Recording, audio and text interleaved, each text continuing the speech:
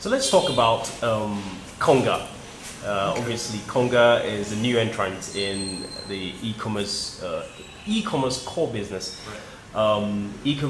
Konga launched a couple of weeks ago. 3 weeks. Right, 3 weeks ago. Yeah. And a lot of people weren't really sure what Konga was going to do until we started seeing products around beauty, baby products. And essentially, when I chatted with you earlier, you mentioned that Konga is really focused on daily needs product and not general merchandise. Yeah. Do you see a large market around this area? And why did you choose to focus on daily needs products? Okay, so Konga is still very young, Lloyd. Okay. It's been a very interesting 3 weeks, an enormous amount of hard work. Okay.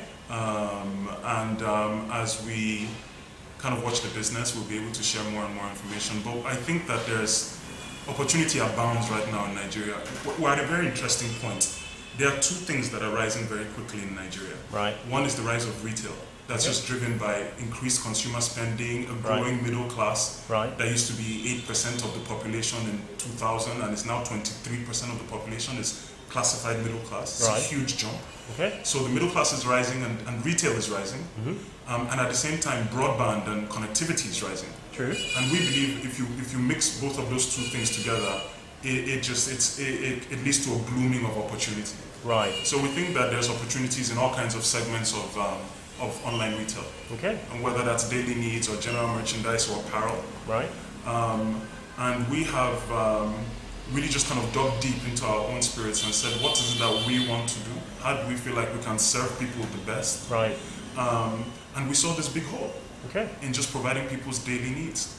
And so that's what we're going to be going after and just trying to fulfill. And if, like most entrepreneurs, you have your dreams and your energy.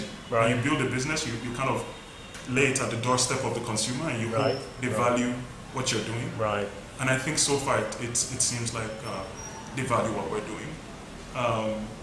And then the market, I think, ultimately will decide: is this a business that serves its needs? So, but I think that you're going to see lots of opportunities in e-commerce in this market. Niche e-commerce. Yeah. I think the rise of mobile. Yeah. And just the drop in distribution costs. Right. That it engenders. Right. Makes all kinds of businesses viable. Right. Even businesses that are seemingly niche. Right. Become viable.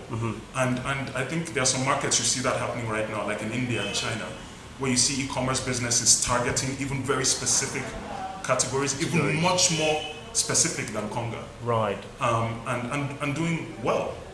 Okay. So, yeah, I think the period of time in which Amazon.com was born and eBay and some of these other companies is markedly different from this time. Right. And the environment and mobile and even the complete absence of brick and mortar retail changes the dynamics as to what is possible and what's not possible. Okay, good stuff. Yeah. So, Sim, thanks so much for talking to TechLoyd today. Thank you. All right.